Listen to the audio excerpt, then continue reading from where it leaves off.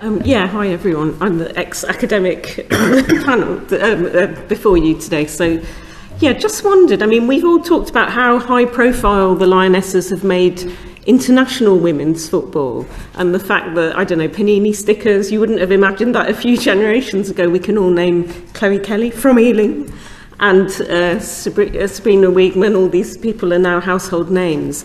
But is there something under the surface that maybe, well, football seems to be crowding out other sports? I'm glad you've mentioned hockey and cricket a bit, but it feels that we've got this headline thing at international level, whereas under the surface we know that in the football white paper, equality, diversity, inclusion, there's no targets for any of that stuff. It's just been brushed under the carpet. Even the Carney Review's been mentioned. The big thing about pay is a huge oversight. I asked a question on this. They sort of said in due course we'll look at it properly. Is there a danger football is sort of taking up all the airspace, an international top-level football, and underneath there's other stuff that football's not so great at, and other sports are in danger of being crowded out? I think this could be a conversation about football in general. You know, when you open your newspaper's back page, you'll go on. Football is everywhere in the UK, and I suppose the success of the women's game has replicated, if you like, the dominance of football generally within our society. So often other sports are trying to get airspace and time to be recognised. Just think about the excellent performance of the Roses in netball as well recently. We've had a fantastic summer of women's sport. But actually, I do think those sports can work together. So there's a fantastic kind of social media dialogue between the Lionesses and the Roses via social media, and wishing one another luck. And actually that popularised and created space for both those sports. I think what we don't want to do is try and be so drawn to getting your voice heard for one particular sport that actually you dominate it in that way and push others aside. So you're right. It has to be using the sport for getting issues around discrimination and gender-based violence and such like onto the top play. But you're right, this is about,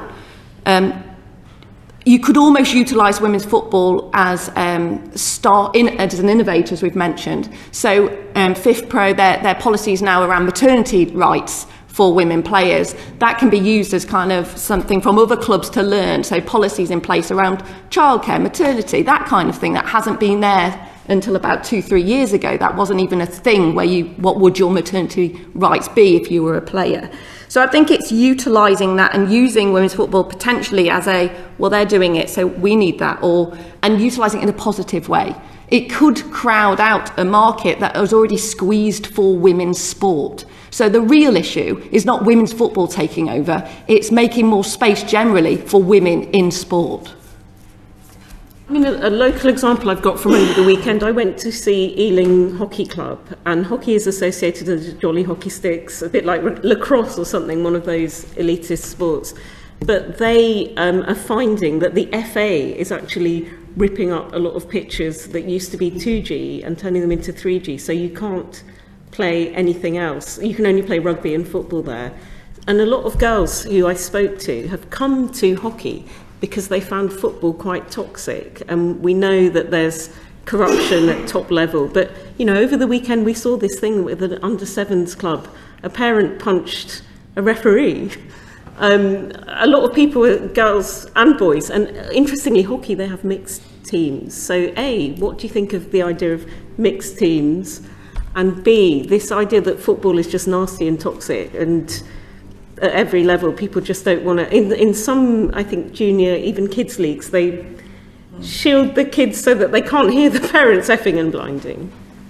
Sorry, I'm dominating slightly, but this is a society problem. Toxicity in our spaces where children are trying to play sport is a society problem. You know, it won't be dealt with sport on its own. You know, this is inappropriate behaviour. But if I may, it's more complex than just saying football or sport is toxic. My work at the University of Lincoln I looked at this thing called the sanctuary paradox. It was this idea that girls played football as a safe haven, an escape, a space where they could be like a sanctuary area away from. The problem was, the irony comes from, they were receiving abuse football banter based on the fact they were playing football. So the discrimination was coming from their very act, their very space of escapism.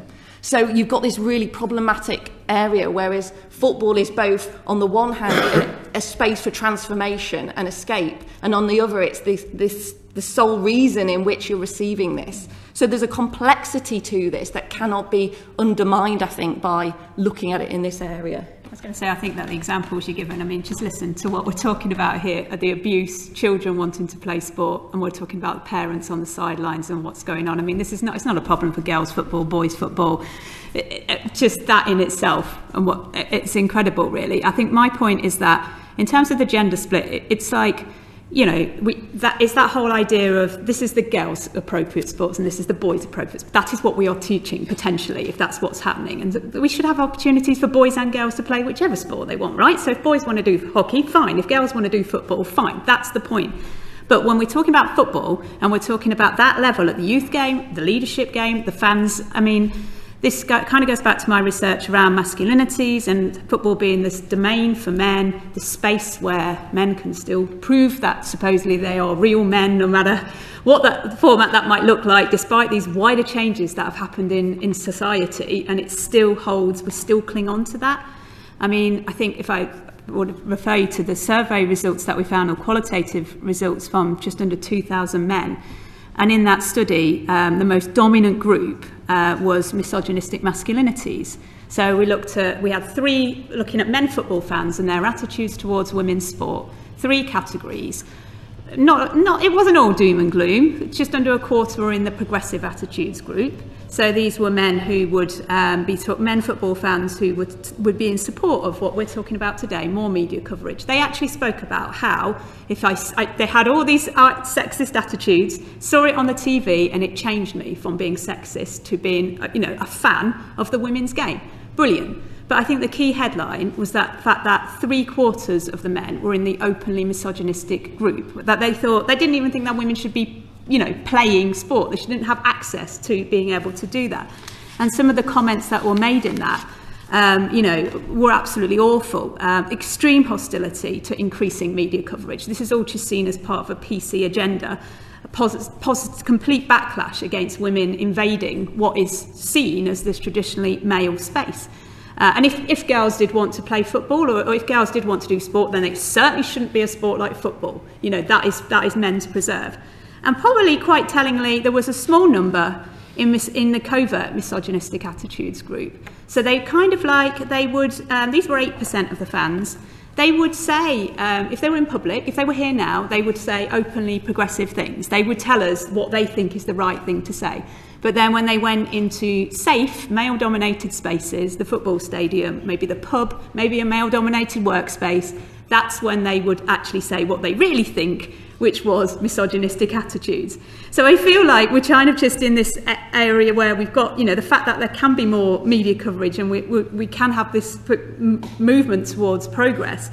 But what we also know is that whenever you see gender equality, a move towards gender equality, especially if it's in male-dominated spaces, like football, like politics, the backlash is always harder. And that is exactly what we're seeing. It starts at a young age as well, So the Fawcett Society discussed how stereotypes are contributing to mental health crises amongst children, impact on girls' body image, eating disorders, male suicide rates. So it's in our interest to do something about this. And obviously, that's not to mention the impact it can have on girls' choice of career, whether they choose to play football, gender pay gap. But we have to tackle this last bastion of masculinity. And I think everything that we're speaking about today kind of goes back to this. Then the kids are learning it. They're learning it at an early age. They're there. They're seeing mom and dad, and that's how people are behaving when they're watching this match. And I personally find that really, really sad. But in my opinion, we have to start doing something about this early. We're learning all of this. As soon as they walk in the door at primary school, you're learning gender stereotypes. And I feel like that's even more reason why we have to start to open up those difficult conversations about these kinds of things. Addressing sexism in sport, addressing sexism in a society, how you can treat, what's acceptable to treat young girls and women. And I feel like, it's something that I've started to make a little bit of headway with. So I did a 5-minute film on Is Football Sexist, that I've just launched now. I'm hoping to get that out into primary schools to open up some of these difficult conversations. Now, I'm not claiming that in itself is going to be enough, and ideally you'd have Ian Wright or somebody like that pioneering this campaign. But I feel like the Department of Education has to look at maybe curriculum and what we're teaching, and we have to be teaching about boys and girls and equality of opportunity. And this is what it's all stemming back to what you said, the rotten core. That's what we need to be doing here. We have to address sexism from the start at an early age, and then through to adulthood. I'm worried that we're slightly teetering into future questions here. Can we just try and keep our responses as to the point and pithy as possible? Sorry, Rupa. I also wanted to ask some about research, because I always do. Just, is this the kind of thing, and also intersectionality, because we all know Lauren James, but what about in the boardroom, what about coaches, management, all that stuff? We know audiences have mushroomed, but what about at all the other levels? And looking at BAME people as well, class, all those things. Is this the kind of stuff that has been funded by research councils? I googled 2008, I external examined a PhD on this. It was like a Bend It Like Beckham type one, Artie Ratner on Asian women playing football. Did it kind of stop there, or are people funding this? Is there an appetite for more research on this? Yeah, I think there's been 3 papers, that's one of them. And so the answer is no. And I think one of my last points is going to be better funding of knowledge generation around this. And there's a limited research sphere. There's 4 of us in front of you, and I can probably put on 2 hands the number of other people you could have asked here, and that's it. And so that's the point. And not all of us are full-time in this world either anymore. And so that's part of the problem. We're Flavour of the Month at the moment, so we particularly welcome applications on these topics, but we will always be 50% of the population, and so therefore we always need to have funding streams that investigate women's issues in all parts of society, but particularly in sport. If I might stay very closely on research and speak to those 4 areas that you just spoke on. So if I just made on intersectionality, we've recently conducted some research with black women who coach in football, and we're the first to do so. And essentially, you have different experiences as different people. I experience the world very differently as a gay woman with a disability as I might do if I was a straight woman who was able-bodied. And so that same premise existed here. There was a double burden that those women experienced. Challenging language, the onus was on them. They felt othered by some of that. I know language has been spoken about in this committee, and you're probably quite tired of that. Fighting against the old guard, microaggressions that were traumatising, difficult to resist, having to downplay your ethnic identity to fit in, not wanting to stand out, not wanting to speak differently, stereotypically perceived as the angry black woman trope. Being careful was a phrase that was repeatedly said to us in interviews, which was really difficult to kind of hear. So there's that in terms of coaching.